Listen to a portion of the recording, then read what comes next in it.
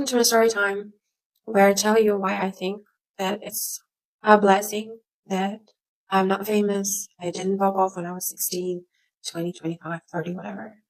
And I feel blessed that even though I am a talented songwriter, even though I am a talented visual artist, singer, all of that, I'm not part of the music industry. And I feel like I just flew under the radar, and that's why I'm here.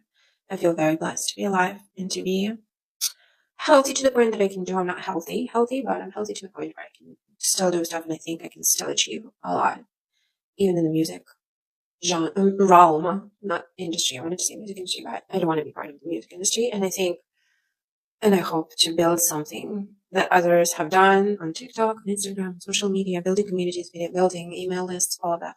Why am I saying that I am blessed? Is because on a small scale, I have gone through what a lot of people that we know that are very famous have gone through. The no control, no adequate payment or no payment at all for services. The getting no credit for writing songs for people. Check. Weird parties where people don't remember what happened to them. Check. SH, check. Weird, false, premises. Oh, come to the city and this will happen, and you can go perform here, you can go perform there. Lies, just to get you into that city, just to get you into that room with that person. Check, happened to me. Racism, white rappers, white Rasta musicians saying the most horrific, the most disgusting stuff about Black girls, especially. Not really anything negative about Black men, only about Black women. And then going on stage and singing about peace, unity, and love, and taking pictures with Black artists. You cannot make that stuff up. You have to go through it. And the racism thing was the last straw for me. And I didn't do music for a decade, I think. I didn't do music. I reimagined myself, rebranded myself, and really brainwashed myself that, oh, you're really not into music, you're really not a musician, which was all a lie, because after I did an awakening, a spiritual awakening, and I did nothing for days. I had my child was semi-grown. I had a steady job, and I could just go and meditate for a day. And then I was like, what is the first thing I want to do? And the first thing I always wanted to do was to sing or dance, which won't have to do with music. And then I realized that no, I am a musician and I write songs. Now I'm doing things working on strategy because I can't record now. I don't have no money to record. I'm thinking, how can I make the money? So basically, I'm thinking about the next steps now. It got so bad that there's no way I was gonna make music with those people, knowing what they say about Black people, girls. Ridiculous. And that tells you who stays in the music industry and who doesn't. Because I know for a fact that it didn't just happen to me. I know for a fact that not only I was touched on the bottom during a concert or after a concert, not only I, was told, oh, you're 17. At the time I was 17, I was told, you need to think about this. Because when I told to a producer my plans, my big strategic plans, I always had long-term goals, long-term plans. Now we do this concert, then we do a concert in a bigger city, then we do a concert in Kyiv, then we do a concert somewhere in Europe. I always was thinking like that. And when I voiced that to the producer, he was like, you're 17, you're going to be 18 in a couple of months. You need to think about getting a husband. If you don't snatch a husband now, by the time you're 19, nobody's going to want you. Nobody's going to want you. Girl, I'm not 19 anymore. I'm not even 30 anymore. And motherfuckers still want these. Okay. So basically, now I'm laughing now. Then, when you're a child, he was 24 or 23. You're a grown man telling a child that she is worthless, that my writing skills are worthless, my singing skills are worthless, my this, my that, my everything that I did, all the hooks or all the crews. I was in rock bands and hip hop crews. I wrote all the hooks for every song. And I also usually had a verse. The rock songs, I wrote all of them, the entire time. So I know for a fact that people still remember my songs. They were so good because I was doing all the Russian rock mimicry. Obviously, I don't listen to the music anymore because I stand firmly for Ukraine. and I would never support anything that is anti-Ukrainian. But I know that people remember that stuff because it was bops on bops on bops, because I don't know why. I hear songs, I remember them from the first time I hear them, and when I hear a good beat or a beat, I can write a song. Or when I'm having a bad day, I want to write something funny, I can just write a song about whatever. My boss has a fat lip, ooh, ooh, ooh, and just go around and sing it all day, because like I can't change my job because we're all slaves on the law. But I can write a funny song about it. So that's how I've been coping my whole life. So even though I could write and write and write and write and write, all that this 23-year-old producer could say was that I was worthless. And the things that it did to my psyche, to my brain as a child, is absolutely devastating. I was devastated. I couldn't breathe. I couldn't eat. I had the worst ED because I couldn't be around them. They made me physically ill, because the things that they said about Black girls made me physically ill. And the thing is that, like, in society, by representing rap music, they were pretending like they were this connecting factor between, like, we're from Belarus, so, oh, like, look at us, we're Belarusian, but we are supporting, like, Black artists from the States or whatever, Jamaica, whatever they were listening to. And outwardly, they would be, like, anti-skinheads, anti-racist, anti-Nazi, anti-this, anti-that.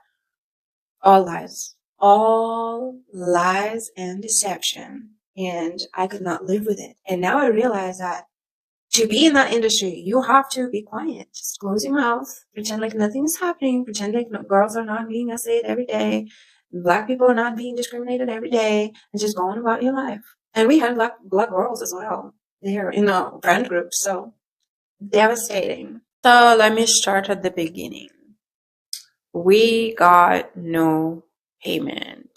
I was in part of a hip hop group. I was the, like, Lauryn Hill out of the Fugees, basically, and there were two other guys. And it changed. Sometimes it was two other guys, sometimes one guy. I was part of different crews. But long story short, like, I would go from my hometown to the capital to perform. So you have to get up 6, 7 in the morning, and you have to go to do different meetings with producers or whatever. You just tag along with your main guy, with, like, the head of the group, and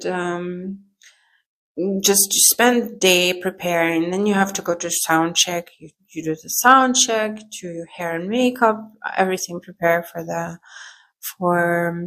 your time. And then, it starts. You get your guests in, you bring your friends and stuff. So basically from like 6, 7 o'clock in the morning till late at night. Sometimes we got the last train to go home, or sometimes we spent at someone's house. We were with the guy, with the head of the group, and we got paid $0, 0 cents. The only payment that I always got, now that I'm thinking about it, I realized that the guy did get paid. Everybody got paid. So basically, for the longest time, I believed that the evil producers of the festivals, of the parties, didn't pay my poor guy with whom I was with the group. And I'm like this, I was a child. I was a naive child. I thought that nobody was getting paid. Of course, later I realized that everybody was getting paid. He just didn't give us any money. And so basically, I was hungry from 6 in the morning to late at night. I was hungry, and I had an ED this whole time because there was nothing to eat.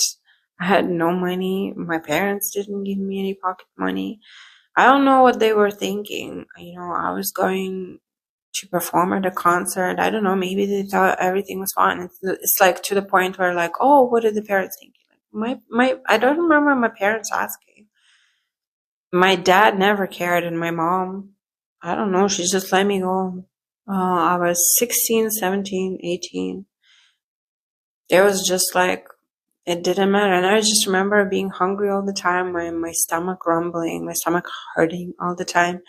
And all the producer did was he paid for the tickets for the train to go there. And that's it. And sometimes he bought me a bag of chips, and I had a bag of chips, or like some bread or something. And of course, you always had cigarettes and beer. And that's how you're supposed to, like, you're supposed to go there and sing in front of people, and you're hungry, and you just had a beer and smoked a pack of cigarettes. And that was how everybody was, that wasn't just my case. It was everybody. Then, I never got credits for writing. I wrote a lot, and no, one time, like when they published our CD or whatever it was, my name was on it, but I wasn't credited as a writer. I was just like a singer, even though I wrote the whole song.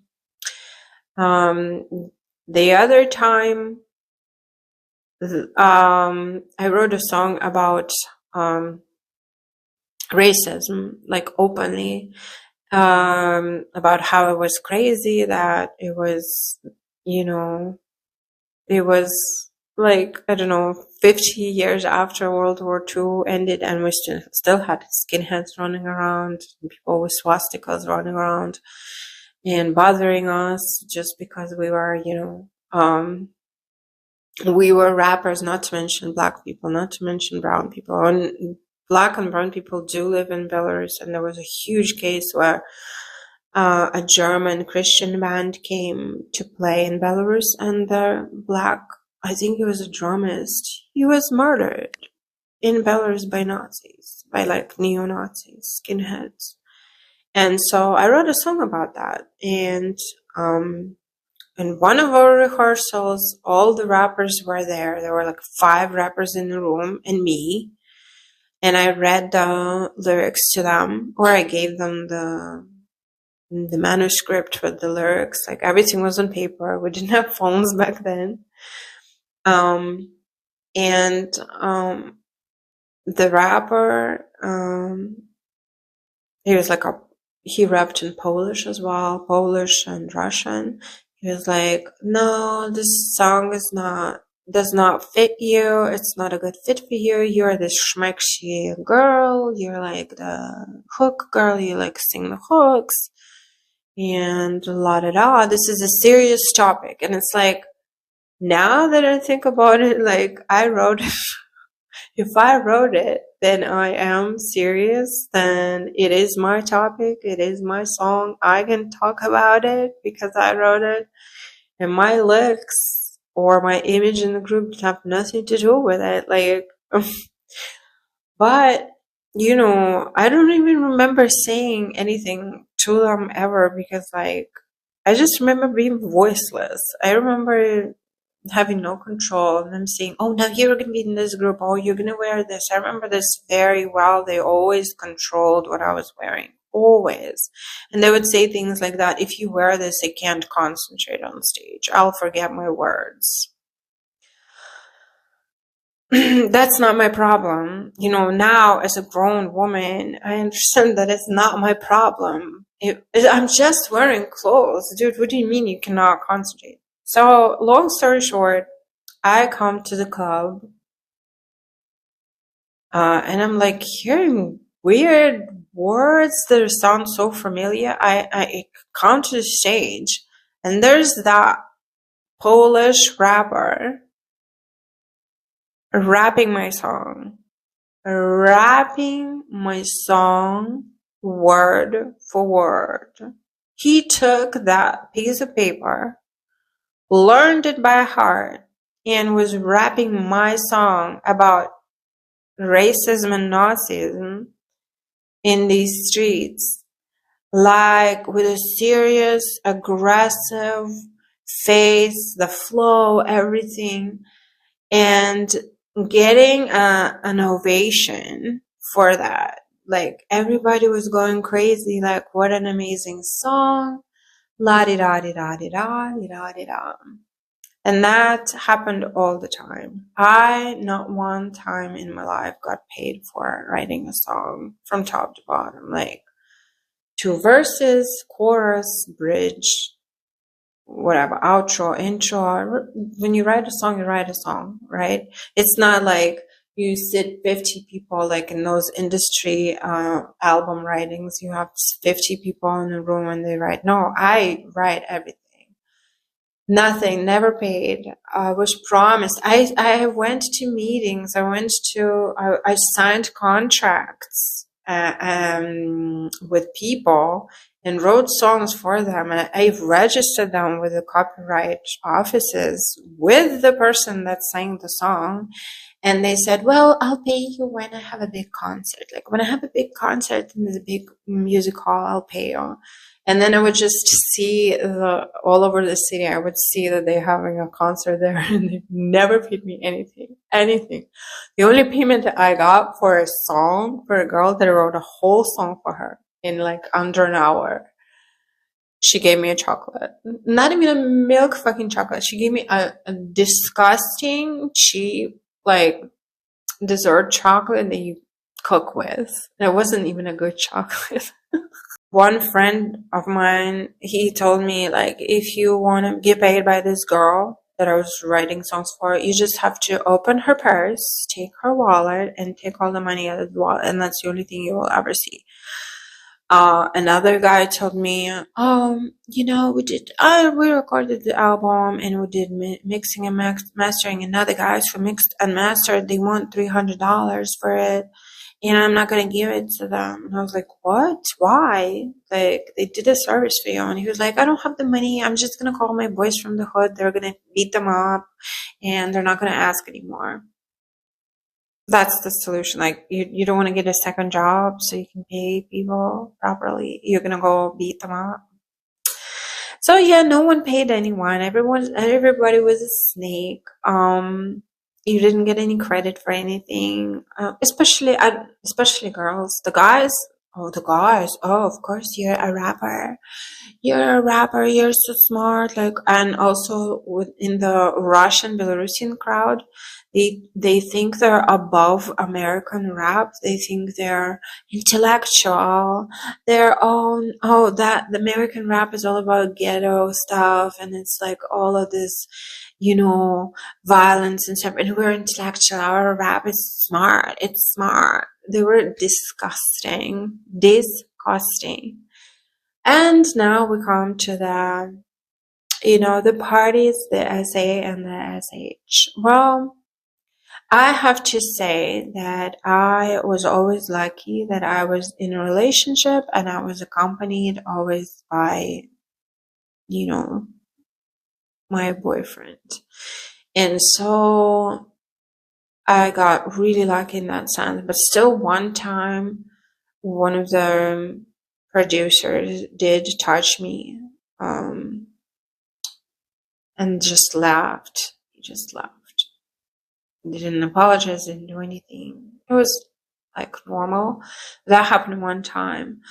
Another time, like I said, we had to stay places, and after we stayed somewhere, of course, there was a lot of drinking and substances involved. And in the morning, I would wake up and I would hear a conversation going like this. My backside hurts, and these are 2 rappers. My backside hurts. I passed out at like this hour and I don't remember what happened, and now I can't go to the bathroom. What happened? Did you do this to me? Like, literally, conversation like that. And the other guy would be like, no, I didn't do it to you. Was it like this guy? And it was like the 45-year-old producer. And we're like from 16 to 18-year-olds, and like the oldest guy from us was like 23. Like, he was like old. We were like, oh, ew, he's like an old person. And then the producers of the festivals, all of these guys were like 50, 45, 55. So they were referring to those people that they did something to them. And I was just like, I think my the whole time my state of mind was frozen. I was frozen. I don't know how I was performing. The only way that I could perform is my love of music. Like, when the beat started and I was on stage, I was hyped and that's the only thing that kept me going. I was horrified the whole time. Horrified. Then, so that's to the weird parties and all of that stuff going on in between. Like, if those guys were underage, I guess, like if they were 16 and it was a 45-year-old, it wasn't just about, there no being consent. If he's saying that he passed out and now he feels pain, he was also a child, and like, nobody did anything. I don't know, like, our parents just let us go and we just did what we did, and those things happened. I was sleeping with my boyfriend in the bed. Like, I was always protected by that, and I'm very thankful for that. But the other guys, I don't know, they were up all night. I know they were up all night. Everything was always like loud, and of course police was called several times and things like that. The usual. But that stuff, I literally never discussed it with them, never discussed it with anyone. It's like, it's the first time I'm saying this out loud, and because, like, it was horrifying. It was like a horror movie. And then you woke up. I remember this would happen during a festival that was like several days. You wake up and you go, you face those people that they were just talking about. And then you go on stage and you sing songs and you dance to like beats and stuff, and you're having fun at a festival because you compartmentalize those parts. Like, what am I gonna go to the police? They're gonna say, are you crazy? Because it's Belarus. It's like, I don't know. So, another thing, like false pretenses, getting you somewhere and say, oh, look, there's an opportunity in this city. There's like, you can come for like this many days. You can stay here. You can stay there. We're paying for everything. Just come, and then you can sing at this bar. You can like, oh, we can sign a contract. Da, da, da, da. And then you come and you realize that it was a trap, and the guy just likes you and he wants to date you and he wants to get you drunk and unresponsive and do things to you, basically, is the trap.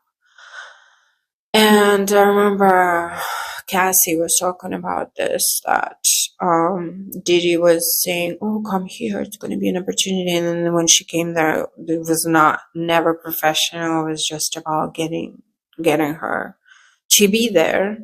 And the no food thing, I remember I was watching the like TLC documentary, and they were saying that they were basically eating the cheapest food possible because they had no money.